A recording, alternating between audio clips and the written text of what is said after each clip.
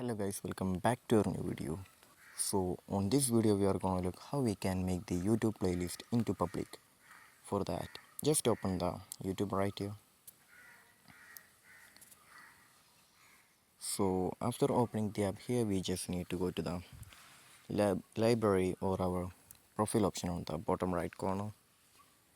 So in here, just choose your playlist that you need to make to private.